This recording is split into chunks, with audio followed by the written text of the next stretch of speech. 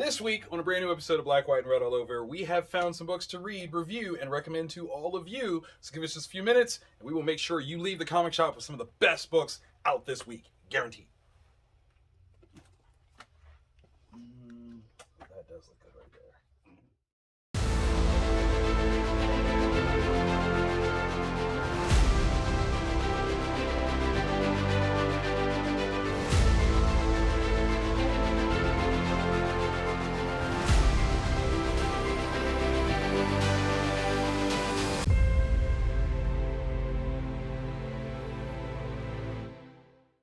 Hello and welcome to a brand new episode of Black, White, and Red All Over. I'm Victor Dandridge, the hardest working man in comics. And I am Ryan Seymour. Yes. I just work here. You make it sound so sad. Come on. Wanting a comic shop was my dream. Come on. Don't take it from me. Don't take it from me. He's like, I will eat your dreams. I will feast upon them. It's all about life choices. All about the life choices. Okay, so we're back to read, review, and recommend some books for you for New Comic Book Day. And we have our good reads that you should read, of which we have one that's the same. Yep. Ooh, that means we're getting a lot of variety on some honorable mentions here. Where do you want to start? Actually, can I, all right, so Teenage Mutant Ninja Turtles, Saturday Dude, Morning Adventures. Yes. Okay. Now, for me, Turtles, as I was growing up, I was in that awkward spot in between. I wasn't old enough to get a hold of the Eastman Laird stuff. Okay. And when I aged into it, when the animated series and the Archie, You were too old. I was too old. Dang it. So I was like in that weird, crappy spot. Yeah. This is so fun, and it feels like what I think might just be that I'm a father now. Okay. And I'm experiencing a second set of childhood stuff with my kids. Got you. This one is amazing. Really? It feels like everything that I missed out on from the Archie and from the animated stuff. Okay. Just because I was not in the right spot. Got you. In terms of wrong demographic. If you could just be born a little bit younger or older. Yeah. Got you. And this is a super straightforward, super fun series. The artwork, so we got Burnham, Laddie, Lawrence, and Angulo. Okay. The line work. Oh, snap. Okay. It is reminiscent of the Archie stuff. It's really clean. The color choices are vibrant. It's got this youthful kind of energy to it. And the story is simple. Rat King ends up being able to command the turtles. Oh. So you got turtles acting like in Miami Vice, the season where Sonny Crockett thought he was Sonny Burnett. And they're bad guys. Oh, that's classic. They're following the lead of the Rat King. Okay. And it's down to just one turtle. I'm not going to spoil who it is. And Splinter trying to stop him. That's it. It's so much fun. Especially right now. We got Last Ronin coming out. And then the mainline IDW Turtles does skew very much to an older reader. Right. This is perfect for the younger reader. You know, and this is so important too because Juno has gotten into the Turtles. There's nothing funnier than my five-year-old asking me if I've ever heard of the Turtles before and do I know how cool they are. And I'm like, sit down, young one. Let me teach you things. I was there. You've merely adopted the Turtles, baby. I was born of this. So to have comics that are available to her in that readership is so important. So thank you guys for that, especially for a property like Turtles. They've grown with us, and it's so important that there's some for kids and everyone. Yeah, because we grew up as kids. It was there, and now the next generation's coming up. Yes, and they need to have that cycle. There's an all ages portal, a window into which you can jump on. Yep, and there you go. There it is. I can't wait for that new movie. Right. Oh my god. Yeah, early birthday present for my kiddo. Okay, so I took on The Savage Strength of Starstorm. Which is from Image Comics, done by Drew Craig with colors and letters by Jason Feinstone. So I grabbed this one just because I didn't know what it was. And when it comes to Image Comics, it's already like kind of an indie darling, someone getting their shot. And that's one of the reasons why I wanted to give this one a shout out. When it comes to art, it's not necessarily my favorite, but I love the opportunity that's taken here. Yeah. The story is kind of this mix of heavy metal, but the animated heavy metal type vibe. And kind of the framework of the story is that. And I wonder if this is something that had been on the back burner, because on the cover, you see the artwork and it's signed 2021. So I'm wondering if maybe this was something that was in the works, like during the pandemic. Everything got pushed on everything, pause. Right? And so, like, the biggest reason why I wanted to give this one a shout out is the story was fun. It was a lot of fun, but I wanted to give a shout out to Drew because, hey man, you did it, right? Like, you put in the work and it took time, but you got your book out, and that's awesome. So seeing 2021 is not like a mark of shame. right. That means it rose to the top. Yes. Like it maybe just took a little bit longer than you would have liked. Yep. But there it is on shelves. It got there. It literally got there. And like this again is one of those things where like, okay, so as a creator myself, this could be considered problematic because it's a spread that's not quite spreading. Mm-hmm. But again, you put your book out, man. Like, and not only did you put your book out, we're here at a comic shop that has your book. Yeah. So big shout out to you. I think that's one of the things that not a lot of indie creators are doing is just bigging up people, whether you know them or not. Like, it's cool when you shout out your friends, but it's even better when you shout out somebody that I have no connection to Drew at all. I have no idea who this is, but I hope to meet you. And I just want to high five you for getting your work out there and congratulate you because you have a #1 issue out. And that's freaking cool. Story-wise, it is a lot of fun. Mm-hmm. I can say, like, style-wise for the art, I would want something a little different, but that's just like my own personal taste. Yeah. But you've created this whole thing with your voice and your intention. I love it. I love it. Good job. Good job. So yeah, that's literally why I wanted to put that up there because I was like, hey, you deserve some love. You're going to get some from me. Absolutely. All right. From AfterShock Comics. And part of the fact that our shipments have been so screwed up the last few weeks, I think this originally was supposed to hit the shelves last week. AfterShock Comics, Bulls of Beacon Hill, Steve Orlando and Andy McDonald. Mm-hmm. Now, if you haven't been reading it, it takes place in Boston and heavy Boston. Oh, it is, yeah. Like once you realize it's there, you're like you start dropping the R's and whatnot. And it's this dude who is a doctor. He's up and coming, and he's got everything in his life is right for the most part. Right. It's like he's there. He's got his practice. Right. He's becoming famous enough that he's going to run for city council. Mm-hmm. His boyfriend, I think, rapidly they're becoming husband and husband. Beautiful. It's everything's in place except for the fact that his father is a mob boss. Well, that can kind of make things tricky. Yeah, especially if you're running for city council. And he has taken active steps to distance himself. He doesn't use the same last name. Right. Doesn't communicate with his father, and he's now head on. Like we're gonna tackle this problem head on. And what I like is in a lot of movies you have that final confrontation, mano a mano. Yes. And there's the way it handled in the movies. This is different. Oh. The finality of it isn't your cinematic bad guy dies. Yeah. It's growth in terms of the main character. The protagonist grows from it. It is such a refreshing good ending. Yeah, it's super, super good. Yeah. It's only a 5 issue, so this is the final issue of it. Yeah. But yeah, no, it's really, really good. It's one of the things I dig about it is it is so grounded in reality. Gotta love that. So just absolutely awesome. Big shout out to Steve Orlando for writing such a great story, but I got to give much love to Andy McDonald, the artist, who I got to meet at Motor City Comic Con. Oh, yeah. And he was absolutely fabulous, especially for the sketch duel. If you got any of his pieces, you know how amazing he is, and he is amazing. So big shout out to Andy on that one, and great end of the series, man. That's awesome. Yeah. Oh, man.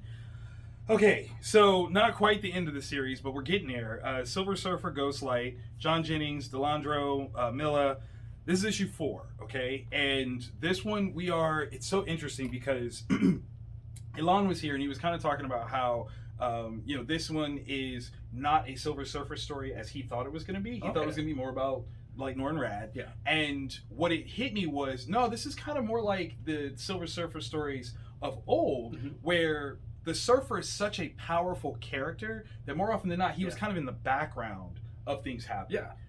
He was too, like, when he was trapped on Earth, there's only so, like, he can't, like, stop a bank robbery. That would be a weird sort of use of the power cosmic. So this is kind of taking that vein, and I thought that was, like, the right context. And when I said, he was like, oh, I see it now. Like, I was coming at it from a totally different place.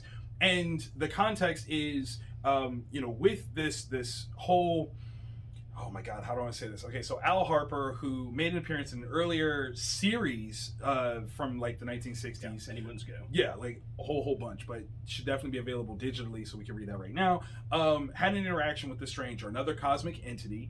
So that's your cosmic playground come to Earth. And the scale and stakes of this are growing in a crazy great way. The Stranger is a character that I'm not as familiar with, but John Jennings definitely is. Like, I can't even imagine what level of study you went into to figure out like where the Stranger is, how he hasn't been used in the last few decades, and what you could do with him. It's been amazing. And Delandro's work, It's good. It's so good. It's so good. The chiaroscuro nature of it, the way that you play on the shapes, the form, it's so delicious. Pick this up, okay? Like, pick it up. You want to. If you want to see some diversity in comics, it's this. Not even just in terms of the characters, because yes, it does follow a black family. Yes, there are black creatives. But the other thing about it is it's a superhero story that's not exactly about the superhero. It's about the interactions and involvement, kind of like as the repercussions of that superhero, and that's always fun. So check that out, please. Absolutely. We are rounding this out with another Marvel ditty. This is a weird one because Yeah. The big plot twist Yeah. has been spoiled. Has been, like, for a while, unfortunately. The Amazing Spider-Man number 26, Legacy Count number 920. We've got Zeb Wells, John Romita Jr., Scott Hanna, and Mintz. I mean, we know, right? Like, Yeah. is it a spoiler if we repeat it? Someone dies. We'll say Yeah, I think we're safe saying. yeah, someone dies. And unfortunately, with the world that we live in of immediate gratification and spoilers and all that stuff, it got leaked at least a week ago. Yeah, it was on the 16th, I think. Wow. So literally like 2 weeks ago, it already got spoiled that this was happening. And there's a lot of conversation about it because of the ramifications of the character involved. Now, you think that this is a setup for something else. And I thought your take on it was really cool. Yeah, I think this is an opportunity to align this particular character so when they do come back, because they will come back. I would be shocked if they don't. Yeah, based on everything that's coming out media-wise. Maybe they're going to be able to align her power set closer to her on-screen power set. Got you. Because otherwise, I'm just like, why would you do that? Why would you invest, or why would you disrupt something like that you already clearly invested in? And I agree. This, by design, is an issue that is supposed to dismantle and break a little bit. Because there's a lot of things that get disrupted, a lot of things that are undone, if you will, that are very, very interesting and heavy. MJ's back. Yeah. MJ's back from a different universe with kids and a new boyfriend. Yeah. So that connection, like her and Peter are still connected, but there's a break. There's a major break. And having gotten the explanation for how that break occurred, that was good. Because at first, like, for the longest time, I was like where are we going with this? Like, what? And, Peter's with Black Cat, and I'm like, I don't know. Now I dig it. I actually dig it now. But there's something to this, though, that it kind of missed the mark, and I do think that it was because it was actually spoiled. We knew. Yeah. Because we knew. It was less of who. It wasn't who at all. It was how and when. And when. Like, when you kind of take that out of the equation. Yeah. Because had we not known. Yeah. That plot twist. That would have been a great turn. Great turn. Because Yeah. you'd be like, oh no! And then, oh no! Like, that would have been, So, can we all agree that sometimes it's better to let people experience stuff rather than be the first one to talk about it? Yeah. Can we all agree with that? I'm not even like a spoiler guy, but orders were done. That's the part that, from a retailer perspective, upsets me the most. Orders were already done. They were finalized. I'm happy with the hundreds of copies that I ordered, and I'm sure we'll sell them. Sure. But it creates this situation for fans where, like, there's nothing new. There's nothing there. You're losing that moment of being able to sit down and something's supposed to happen in this issue, but you don't know what exactly. Yep. And then bam. Even the spoiler variant. They did a spoiler variant that has a black cover. Yeah. That is a cover. Like, it's a second cover because you open it up and then you have the. So why would you go to all that trouble to do that and then leak? And it's so. Yeah. The creative team is so good. They're doing such a great job. It's true. You just steal their thunder for. It's kind of rough. 3 news articles. I was just doing a deep dive with my buddy Dr. Eric Wesselman, on the death of Superman and how there was communication from DC to retailers about preparing for it. Yeah. Do you guys get that kind of like memos anymore? No, not anymore. Not even close. Yeah. How much better would that be for you as a retailer if a publisher was like, "Hey, this is coming"? Actually working with us as partners to make sure that their media gets into the hands of the most people possible that will enjoy it the most. Yeah. That's stupid. Okay, all right. No, I wish I would like. I yearn for those days back. I mean, back when I had hair, and then DC's like, no, this is gonna be huge. Superman's gonna. And now it's like, yeah.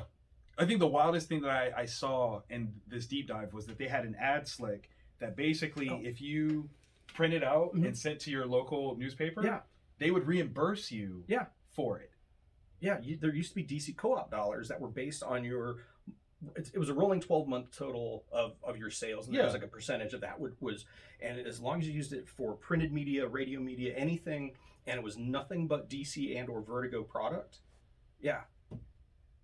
Yo, bring that back, y'all.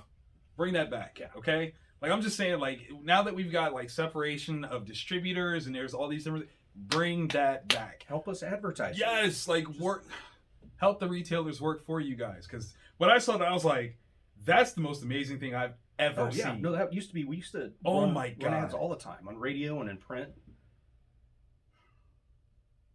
Yeah, bring that back. Bring that back. We're going to go to commercial break. Yeah. We'll be back.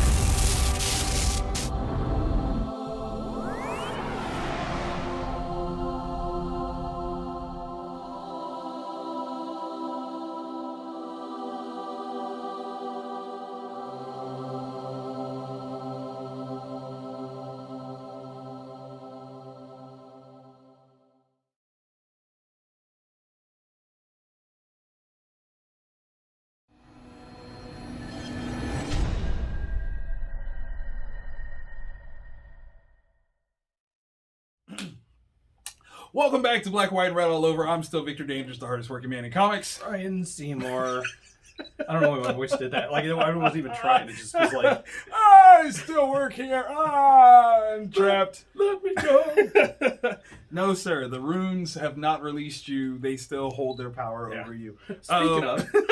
Right? Like, it's kind of perfect. Okay, so we're in the must-reads. So these are the books that if you leave without these in your pile, what did you even go to the comic shop for, okay? You're really, really missing out. Stop it. Stop it. Go back right now. Kicking things off, we're going to start with, from Whatnot Publishing, massive line, the North Valley Grimoire. This is issue 1. So this is from Blake Northcott, Giuseppe Cafaro, and Brian Valenza. First of all, the amount of movie homage covers that this had, ridiculously great. Like, I want something that says, like, can you figure them all out? I mean, I love the Mission Impossible one. That's one of my favorite. I love the Nintendo 64 GoldenEye one. Yeah. Super dope. But yeah, this is a lot of fun. Okay, so here's the thing that makes this even more fun. Big shout out to Blake, because Blake is a phenomenal writer. But this is an adaptation. It is not just an original series. It is an adaptation of a novel that she did in 2018. So what we're showcasing here is the growth and opportunity in comics. Yeah. Like, comics are real books. That's number one. Okay, let me say that. But it's another opportunity and way for people to experience getting stories, and that is the coolest thing ever. Yeah. So, absolutely love that. That's super dope. Look at the shout outs on the back, right? Yeah. Mark Miller, Brian Edward Hill, and Dan Panosian. All amazing. Come on. So if they're co-signing, like, I mean, you don't even technically need our co-sign, but we're giving it anyway. Yeah. We're giving it anyway. Okay, so how can we talk about this without spoiling? We have spies. Mm-hmm. We have magic. They are working together in this world where kooky things happen. I don't know if I can say anything else without spoiling something. I don't know. That's tough, because you've got that. You've got, like, the magic police, like you said. It's already been in a book, so I don't know if we. Yeah, like, does it count as spoiler? Well, because the thing is, I don't know if there are any liberties being taken That's to true, change because this is an anything. opportunity. Yeah, that's really the thing. To like, oh, I wrote it this way, but maybe I want to change it this way. So I don't know. Yeah, because that's really interesting. Coming back, being the writer, and coming back and able to take that story, Yes. and kind of change it up to fit a completely different medium. Right? You could do some wonderful, cool Yeah. things, especially because, as explained, Blake says it's been optioned for a movie. So there's another media outlet version of it coming. So what if she is taking the opportunity to go, well, you thought you knew this, but we're going to change that over here. Right? Yeah, that's right. Different. We don't know yet. So we're going to have to read it to find out exactly how close or different it is from the book series. But I'm feeling like I'm getting, okay, I'm going to say this. Mm-hmm. Magic Order meets Buffy vibes. Interesting. That's where I'm going with that. I went with Clear and Present Danger and Constantine. Oh, okay. I don't think either one is wrong. Yeah. So When you get done reading it, comment below. Like once you get done reading this, comment below and let us know. What is your meat Yeah. version of how you would describe this? Because I think that this is a super fun one. Is North Valley like a real place in Virginia? I don't know. Because maybe it's just me, and Blake, you're my favorite Canadian. I love you. But I would totally claim North Valley. Like if I lived in North Valley, like there would be parties for this all week long. Yeah. Like if there's a shop in North Valley come that on, isn't hip deep in this book. Come on. Like you should have Blake. Everybody should be there signing this book this week. Like that should be the most major kickoff event, the biggest thing in Virginia happening in comics right now.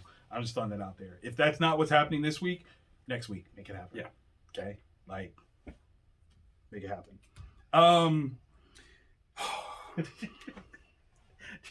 Do you want to do like this one's really good? It is, but we'll save this. We'll save this for This last. is the Ryan book for last. Yeah. Deep Cuts, The Emerald Mill.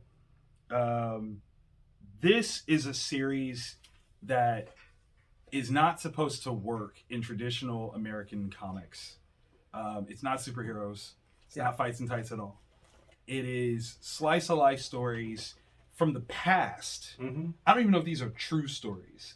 Yeah, but I don't know. But this one, I believe it. I believe it. I believe it. 100%. Yeah. Much like HBO's Watchmen Mhm. and HBO's Lovecraft Country Mm-hmm. were moments where, like, sitting down watching with my son, and he's like, "Wait a minute, that happened?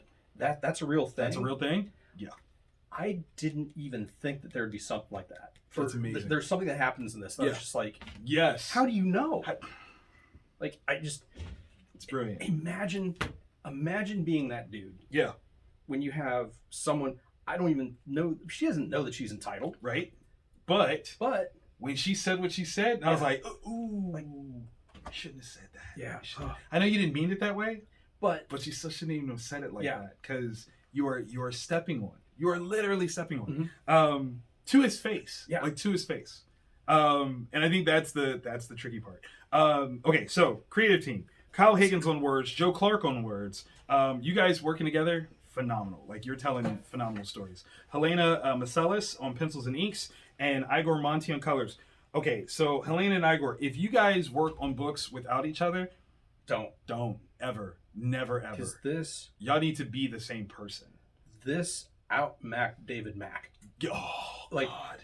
The dreamlike quality Yes. and the almost watercolorness. It's so good. It's so good. It was like, It took on its own life. Like Yeah. literally, it became its own magical thing that could disrupt you from the story and still didn't. yeah, still pulled you in. Like, Absolutely amazing. you could go back and you could redo giant chunks of Sandman Mhm. with those two creators Mhm. doing the Mhm. art, and Mhm. it would, like, would it be better? It would fit. It would fit. It would fit. It would be like that's the way it's supposed to be. Okay, so in this one, we have a young lady that is getting her shot on Broadway. Yeah. And not like, oh, singing song. Like, no. She is the creative mind behind a Yeah. Broadway production. She wants to write the music, wants to write the story. Yes. Like, that's big stuff. Yes. But- at a time when women weren't allowed Right? to do. This is her shot. Yeah. However, she's missing something. Yeah. And she's now on a quest to find it. That song. That one song that's One. always going to be in people's heads, that they're going Yes. to come back and watch that over and over and over Yes. because of that one song. Yeah. And I think, okay, so let me ask you this, because this put me in a space and place, because over the weekend, my kiddos saw The Little Mermaid. Okay. And I didn't watch that one. I watched Evil Dead Rise in a theater all by myself. Do that. Okay, so is early 90s, late 80s, early 90s Disney that? Is the question I have is, are those movies really that good? Or do they have amazing songs? Oh man, I don't know. With fun story bits in between. Because like, I'm trying to think, because now like Lion King, Tarzan, right? Like any of those, like were the stories told really that good? I don't know. Or did they absolutely nail it with the songs? And you literally are taking from story song to bits. song. Huh. I don't know. Now This is no shade. Like, I'm a super Disney movie fan. Like, love them. But I have to ask, because they have this context. Like, there are shows that on purpose, they understand it's not well acted, not well written, but it has a song that is so good, it will carry it. And I'm like, whoa. How many people, like, is The Little Mermaid actually a good story? Yeah. Or do we just love Kiss the Girl? Like, yeah, right. Like the story beats. I don't know. But okay, so I digress. Yep. So having this story break that down and see someone in pursuit of the song, that was endearing. Yeah. Absolutely endearing. And seeing all the things that they go through trying to get there. And jazz at that time period, right before the Great Depression, this person's navigating it. Yeah. They don't even know that they're navigating. Have no idea. Yeah. It's a brand new language that's not only just new to them, but it's really defining itself at the time. And man, you really get the impression of understanding artistry versus a hopeful practitioner. Yes. That's the thing. So such an amazing book that, again, no fights and tights. Yeah. It's like not, it's a book about his history and music, and yet somehow it's enticing. It's Yeah. so enticing. it really is. I felt left out. After you read that first issue, I went back and reread it. And Yeah. I'm like, fudge. It's so good. So I had to pick up number 2. So There you go. Okay. all right. So you thought the dark web was bad. The undernet is It's so much worse. Badderer. It's so much worse. World Tree. I don't want to pick it up again. I don't want it. Okay. James Tinian IV, Blanco, Belair, Bidakar. Okay. There's this thing on the undernet that when you see it, it infects you and you murder people. It changes you. Oh, It's like everything stop the looking at me. anti-life equation doesn't have the guts to be. yes. And it's all Yes. like if there's a supernatural realm to our reality, is there a supernatural realm to the internet and the like that online reality? So that's it, and it's evil. It is evil. And oh my gosh, It's got contemptuous and bad. so this kid murdered a whole bunch of people. It was like 60? What is 60 people? Something amazing. A bunch. Just amazing. Such a kill count. That's like It was bad. oh my god. So yeah, we're picking up in the aftermath of this, where there is a little cabal of folks. That know what is happening. Yes. And in the past, they've been able to keep it at bay. And we're reading these like little snippets here. James is doing an amazing job of hitting us with that. Yeah. So they're realizing that seal has been broken. Whatever is in the undernet, or whatever the undernet is, it's coming forth. It's out. It's out and about. Oh my gosh. And it's like the Matrix meets Girl with the Dragon Tattoo. Yes. All while having the worst ayahuasca trip that I've had since 8th grade. And it's... Fourth grade for me. This takes you to a place that you are immediately uncomfortable but intrigued. Yeah. And you...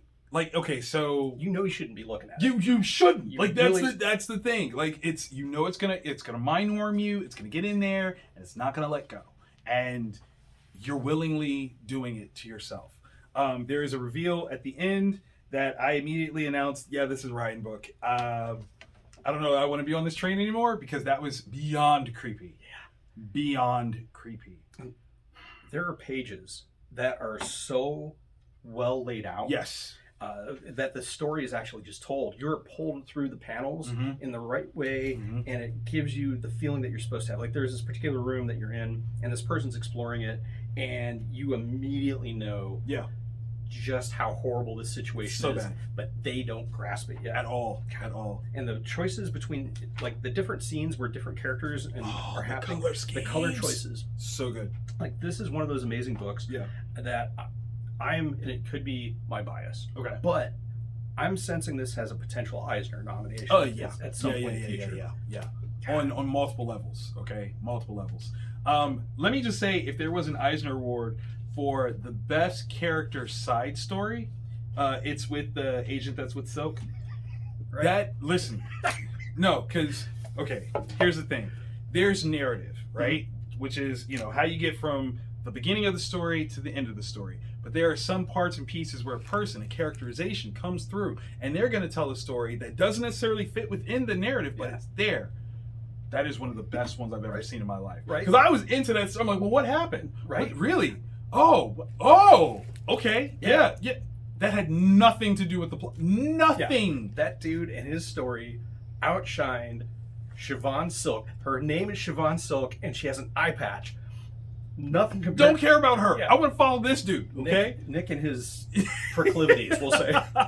And he's petty. He's so petty. Why would you do that? Like you're petty, sir. You are petty. So petty. It was phenomenal. Yeah. I was enraptured. Like I was caught up in a rapture of you, sir. Anita Baker might be mad at me, but I gotta keep it real. Okay, that's where I was. So, yeah. Absolutely amazing books. Well, the thing I appreciate the most is that this week it's not a Marvel or DC book that's up here. Yeah. And this just goes to show you, like, there is a lot when it comes to comics. It is not just that, fights and tights fanfare. Yeah. There are great stories being told, and you need to take those home with you. So we hope that you enjoy what we're talking about. Definitely let us know what you picked up, and tell us if you liked it. Click that thumbs up. Tell the algorithm, tell the internet that you dig what we're doing. And the internet. Oh God, you had to bring it up again 3 times and it appears. Okay, don't do it. But obviously we want you guys to come back. So guess what you need to do? Subscribe. Yes. Switch up your phone settings. Let it know to be like, oh, it's cool to let you know when we're on the TV tubes things. Yeah. And every week we do that. All the time, just for you. We come through, we read, we review, and we recommend. Just to make sure that you can leave the comic shop fully prepared with some amazing stuff. Yep. We'll see you guys next week. Undernet. Oh God, he did it again. Oh, is that a child?